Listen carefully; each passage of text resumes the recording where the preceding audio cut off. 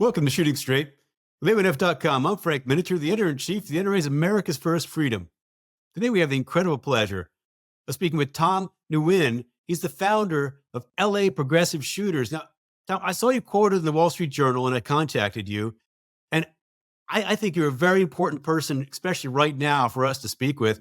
So, if you don't mind, I'd like to begin with, why did you start LA Progressive Shooters? Were you a trainer before that? What got you into this?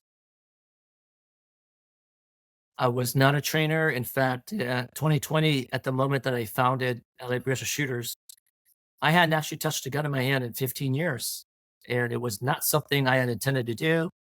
It was, I want to tell people, almost purely accidental from just the circumstances of that year that led me to doing that.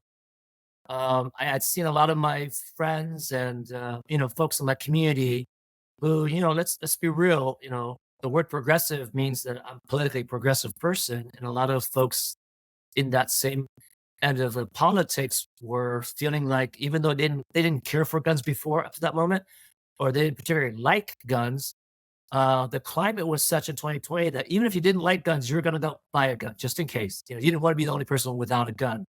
That was kind of like the general feeling. It didn't matter what your politics were, right? Whether it was because of the pandemic, it was because of the unrest, the political divisiveness, you know, the vitriol. And as an Asian American immigrant, a lot of folks were feeling that anti-Asian hate crimes, and they didn't feel safe. And so a lot of folks, for many many reasons, it's just like not trying to make light of it, but it was almost like everyone thought it was a zombie apocalypse, and so they were going to go out and buy a gun. They hope they never have to use it, but they just wanted that peace of mind knowing they had one just in case. Yeah, things fall apart. There it is. You can protect yourself and your family. Uh, so, did you then go back to a gun store and go back to paperwork in California? It takes a little while to get there and get the firearm.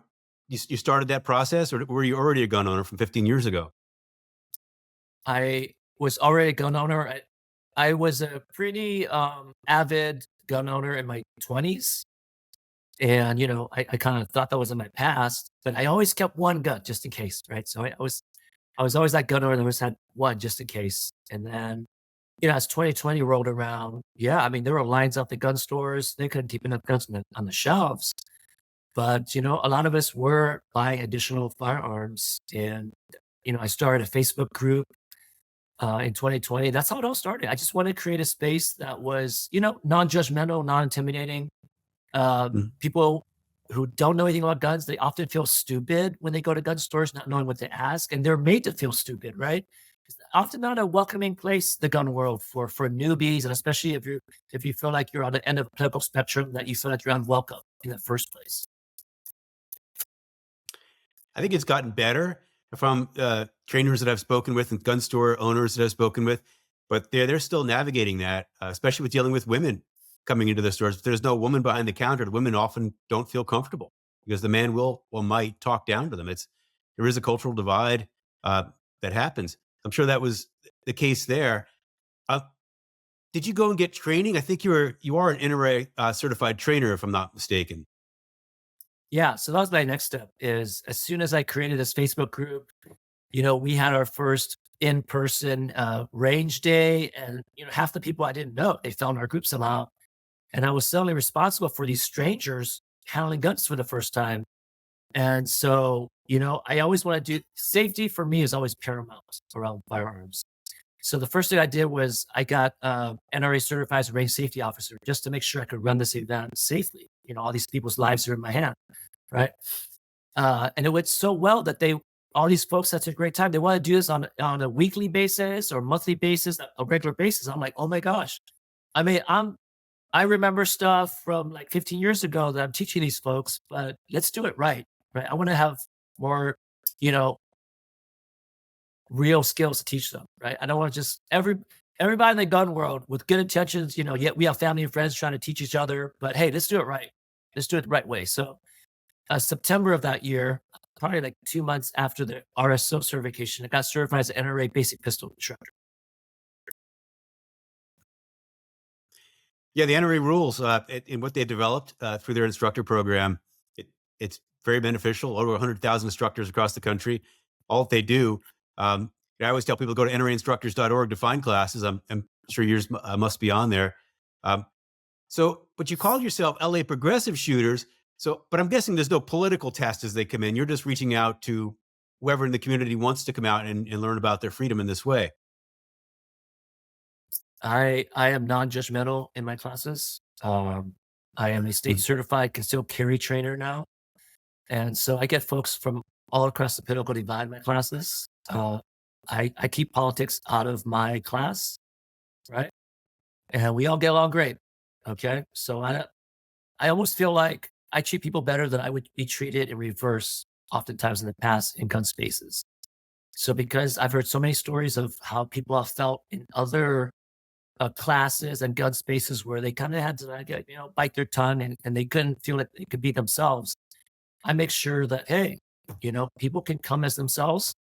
And as long as we have polite civil discourse, we can agree to disagree. But the fact that these folks from all across the political spectrum, you're all here for the same reason, is that you want to exercise your gun rights. And that's not the domain of any part of the political spectrum. That's your constitutional right for everyone. Right. So that's something I make very clear, that this is everyone's right. Right. It's not a property of one or the other. And you all should appreciate that and exercise it because it's your right. The Bill of Rights should be shared values and always have been, and to some extent, of course, they still are, but it's become strangely political and divisive in this partisan kind of way, unfortunately. And so you're bringing it back together, one piece at a time, and that's just so important. So I'm wondering, as you're seeing people come in, then it must be some of their first times actually handling a firearm. What's the progression you're seeing from them? As I don't know if their political views are changing, but certainly their self empowerment would be in that room. Yeah, absolutely. I mean, I specialize in folks that are, like I said, politically, they probably didn't care about guns up until these past recent years. They're probably anti-gun. They were voted for anti-gun, voted gun control, right? So my job is, one, demystify what guns are, and my goal is to destigmatize responsible gun ownership, right? So I'm essentially taking folks who are anti-gun, and then, you know, I'm not necessarily trying to turn them pro-gun, because that's up to their individual decisions, right? What I want to do is plant the seed of education and make sure that they approach gun ownership and deciding on laws from a more critical and educated informed standpoint, and not from an ignorant and often emotional standpoint. And actually being critical, if those gun laws are trying to be passed, actually address the issues that they're supposed to, or whether they actually don't, and where they're inhibiting actually our right to bear arms in a responsible manner. So one is education, right? And you'd be surprised, Frank. I will take folks that come to my class so scared, so nervous. I mean, some folks are literally in tears because they've been taught that this thing is an evil thing. And in the course of a 4 or 5 hour basic pistol, come out at the end with a big smile on their face, and they can't believe that they had a good time, right? I mean, the flip of the switch, once they're educated, once they understand, I make everybody take their guns apart, put them back together.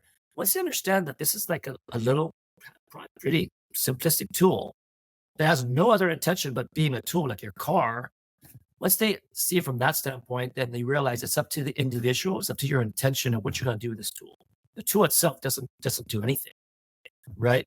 It really is a flip of the switch for folks to understand, and understand from an empowering sense that, yes, I can be safe, I can be responsible. This is a thing that I can use to empower myself, but this is also a thing that is a liability if I don't take my responsibility seriously, and keep my training and discipline and safety seriously around it. I love that little smile people get when you take them to the range for their first time and give them that safe experience, and you just see them change. Yeah, I've seen that myself. It's beautiful, and they walk away taller, and potentially empowered. Though the training has to continue. So I'm wondering, are students then coming back to you again and again as they grow? Because this does take, especially if you're the first time, it does take a while to ingrain these safety principles. Yeah. So a lot of them are coming back. It's very progressive the way I teach. So the word progressive is not just my politics, but also my teaching methodology, right? Step at a time, Hmm. right? Basic pistol, hey, learn how it functions, be safe, and learn to shoot it accurately. Okay. Step two, pistol 102. They'll come back and they'll try 12 different handguns. If it's going to be their first time buying a gun, I educate them on how to make that informed decision of buying their first gun. Okay. And then we go into pistol 201, which is okay. Why you buy a gun? For self defense, concealed carry, home defense? Well, then it's not slow shooting on an indoor range. No, let me teach you how to shoot fast, but also be accountable for your shots, right? Defensively accurate, skills. That's realistic skills that most gun owners who don't train don't know how to do, right? And then we'll go to holster draw for the folks that want to do concealed carry or want to get into competition. I am a competition shooter. I encourage everyone to get into the competition world because that really keeps people skill sharp. And it's a fun way to get into the community and challenge your skills in a fun setting too. Recreationally, it doesn't have to be all doom and gloom. When we talk about guns. It can be fun. It can be fun to have guns and go out recreationally and shoot in competition. It's a lot of fun. Uh, I'm wondering also, as you see a student come in and maybe they're insecure, they've not done this before, but they want to take these steps. Are you helping them navigate the government hurdles they have to go through and maybe even go into the gun store with them? And then picking a firearm, that's a very personal thing, but there's a lot of factors involved in what will be best for them. Are you helping that process or what are you doing? No, actually, and I used to get inquiries early on. Will you go to the gun store with me and just be there as my guide? And I think I've actually done such a good job in my classes of empowering them and giving them this confidence, right? They know what they're doing. They know the right terminology to use, right? That they're able to just leave and go and do these things on their own. And they'll come back and they'll email me, give me updates on what they've done, right? And which gun they bought. And sometimes they'll go and shoot it for the first time in the range. And maybe if they have malfunctions, they'll ask me about it. It's just normal for me to have a malfunction. But it's been pretty good to see folks really just once I give them the information, they take off and they run with it, which is what I like. I do, I do help them navigate, the gun requirements to buy one in California because California is one of the more regulated states, so it can be pretty, you know, not as straightforward process as other states, right? So I do help them with. I mean, even for a professional like myself, it's hard to keep up to date with all the latest laws being passed in California. So that stuff never ends. Is educating folks on the law also.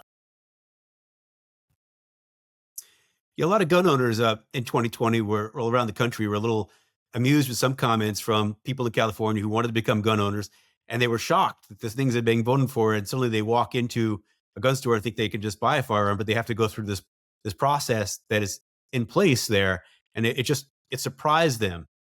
You must have seen a lot of that now with what you're doing. Yeah, yeah, it does surprise them, and it makes them be more, like I said, be more critical about the gun control.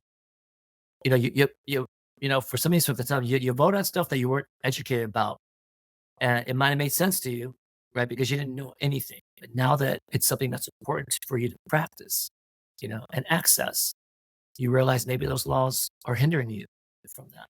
So that education, like that light bulb moment, absolutely comes on. Not just that, but as far as California having an approved list of, firearms that we can't get guns that anyone in other states could get as far as handguns, right? And then let those folks know. Maybe you thought it was a good idea that we only had a limited number of handguns to keep us safe. But now that guns are, we have guns that, like cars, are always getting better, safer, easier to operate, more inclusive of everyone's abilities. For example, left-handed folks, there's ambidextrous guns. We can't get those guns here in California just because they're not on the list. There's guns that are easier to rack for folks with, elderly folks or folks with limited hand strength. Can't get those in California. So did that law actually make it safer or did it hinder us from getting the safer guns, actually guns more inclusive? I always remind folks, and who I really like to serve are folks that are most marginalized, most vulnerable, actually need these tools the most, right? I get folks in wheelchairs, disabled folks. I get elderly folks. I get domestic abuse survivors. I get queer and transgender folks. These are the folks I'm here to empower, right? You and I, Frank, able-bodied men, we have a lot of options as far as defending ourselves. We can flee, we can retreat, we can defend ourselves a lot better than some of these more vulnerable folks. That's who I really advocate for and empower and educate. Right? Right, the history of gun control is often disenfranchised the most vulnerable, and it's just that's just a very unfortunate but very true part of that history, the, taking that down. And you're right, handguns have come so far in the last couple of decades. And I speak to a lot of women who can't believe that now they can buy a firearm and change the grips and do different things, find one that it racks easier, and they're much more comfortable, much more easily able to defend themselves in those situations. So, looking at all that and seeing, I think you're teaching about 300 people a year at LA Progressive Shooters. How hopeful are you that this will become a less partisan issue in the future as more people learn about this part of our freedom? Well, I mean, to be honest with you, it's I'm hopeful that I'm educating folks, right? But on the flip side, there's the debate between on guns. The debate is always framed as these two very extremes of, either the one side that wants all the guns all the time versus the folks that outright want to ban guns. It's always been these two extremes, right? And most of the folks that I get, and myself included, we're neither of these extremes. We're in the middle, right? I mean, there are folks that just get turned off by the fact that, the pro 2A extreme is that the 2A is the only right that we should be talking about is the center of our universe. And for a lot of folks, just to be perfectly honest, Frank, for a lot of folks, guns aren't the most important thing in their lives. Right? They want to know about guns, they want to exercise their rights, and they want to have it as like this tool at home. But is it the most important thing in their lives? No, right? It's like they want to have the peace of mind of having it, but politically, it's not the most important issue in their lives, right? People are more concerned about their job security, their healthcare, education for their kids, and so forth. And guns are maybe down here in the list of priorities in their life, and that's perfectly okay, right?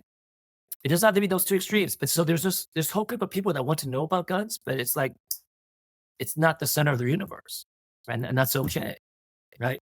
And so you know, we need to get into the discourse where that is acceptable, right? Where it doesn't have to be one or the other. But the way you bridge that is you need to start making room for this other discourse that, hey, if people are educated about guns, but they're just not, blasted with it all the time, right? They're gonna make better decisions, politically and how they vote, right? Getting access to this information without being made to feel like it always has to be this polarizing debate. Does that make sense, Frank? Absolutely does. And interesting that I just interviewed Vincent Hancock, a four-time gold medalist at the Olympics in skeet, and he has a range outside Dallas Fort Worth, this skeet and sporting clays range, where he has 400 kids per week who come in there from high school teams and things, and their parents come in. A lot of them were not gun owners until their kids got interested in that. And the way he'd explained it is exactly what you're saying. That he doesn't preach to them; he shows them what a positive thing it can be. How using this freedom isn't a negative thing if used properly. And by showing, he brings them along. Instead, he sees some people, according to him, who preach too hard, and then they end up talking past someone else, and friction begins. So, Yeah, no, I absolutely. agree, and that's how to bring new people in. Yeah, exactly. It's preach is a great word. I mean, we don't always have to preach about it. Not everyone wants to be preached about. Okay, they just want to get the information. They just want to learn about guns in just this very non-intimidating, non-judgmental way, right? And that's simply what I'm trying to provide. I'm trying to make the barrier as accessible as can be for anyone that might have, before they found out about it, been totally turned off and thinking that there was no possible way they would ever consider it because it's even like unfriendly territory, right? And don't get me wrong, Frank. I often think I'm on this fence where those two extremes that we talked about, Frank. Ever since the start of 2020, I personally get hate and misunderstanding on both sides, right? I get hate from the gun world, elements of the gun world who think it's a joke that I'm a progressive gun instructor. And I also get hate from the liberal side who say that I'm a violent person. I'm promoting violence because I'm promoting guns. And they're both ridiculous. Okay. And so oftentimes I feel like it's a thankless job doing what I'm doing. Right. I'm just on this fence and trying to be this bridge, this conduit connecting these two ends that don't have to be always at each other's throats all the time. Trying to bring better understanding here. No, I would Right. say it's Critical beautiful that thinking. you're bringing the Yeah. groups together. That you're there teaching people how to use their freedom safely. People who might not feel included in the traditional gun owning community, even though, but from my experience, at lots of different ranges in my club and stuff, I think they will be much more accepted than they realize when they walk into it. I don't often hear politics at gun ranges and things. Even at my club, I don't often hear uh, politics mentioned. It's just part of the gun culture. It's there, but it just isn't treated that way. Not in that forum anyway. But anyway, that's the cultural divide we're running into. But there you are, bringing people together. Now, how do people? How can they find you? How can they maybe hire you? Yeah, I teach both private and group lessons. They can find me on our website, laprogressiveshooters.com. I'm also very active on the socials, as any business is supposed to be, right? I'm on Instagram and Facebook, ads, la.progressive.shooters. And yeah, I simply try to be at everyone's service, whoever knocks on my door. Yeah. Just here to try and educate people and make sure that people are safe and responsible. Okay. And at the end of the day, that's what we all want. Everyone just wants the peace of mind that they're going to be safe. Right. And realizing that their personal safety is their own responsibility. It's up to them. Okay. Well said. Thank you, Tom.